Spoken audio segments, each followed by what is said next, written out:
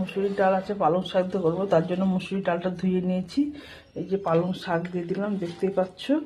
পালং শাকটা দিয়ে দিলাম একটা টমেটো, তারপরে দিলাম এই যে পেঁয়াজ কুচি, এই যে লঙ্কা কুচি, আর এটা আদা কুচি দিয়ে একটু জল দেব। জল দিয়ে সেদ্ধ করে নেব। পেঁয়াজ নিয়েছি, রসুন নিয়েছি, আর নামানোর আগে ধনেপাতা দেব। ধনেপাতা দিয়ে একটু নামিয়ে নেব, তার টেস্ট হবে ভালো। এই যে কড়াইতে তেল দিয়ে দিলাম, দেখতে পাচ্ছ।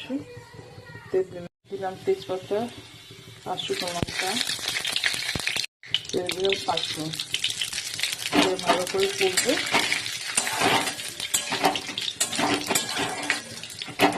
এবার দেখলাম রসুন, দেওয়া হবে, ভাজা হয়ে যাবে, তখন ডালটা দেবো। ডালটাতে লবণ দিয়ে দিলাম, দেখতে পাচ্ছ। একটু দিয়ে দিলাম, ভালো করে নাড়বো দেখি। এই যে দেখতে পাচ্ছ,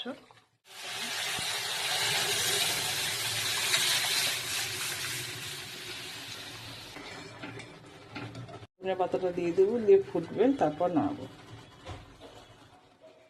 দেখতে পাচ্ছ, এবার ডালটা নামিয়ে নেব, হওয়ার মধ্যে হয়ে এসছে।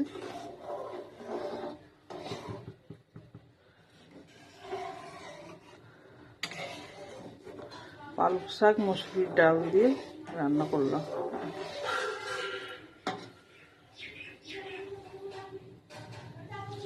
তো ডালটা নামিয়ে নেব, আর একটু দেখতে, কালারটা খুব সুন্দর হয়েছে ডালের।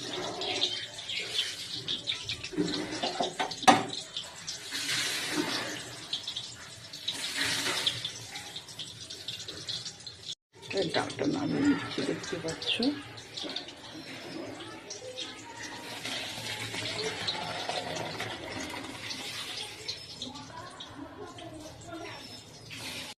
এই যে বন্ধুরা, ডালটা দেখতে পাচ্ছ, খুব সুন্দর হয়েছে। তাই ভিডিওটা এখানে শেষ করলাম বন্ধুরা। মুসুরির ডালটা পালং শাক দিয়ে হয়ে গেল। ভিডিওটা এখানে শেষ করলাম। ভালো লাগলে লাইক শেয়ার কমেন্ট করুন। ভিডিওটা এখানে শেষ করুন। টাটা বন্ধুরা।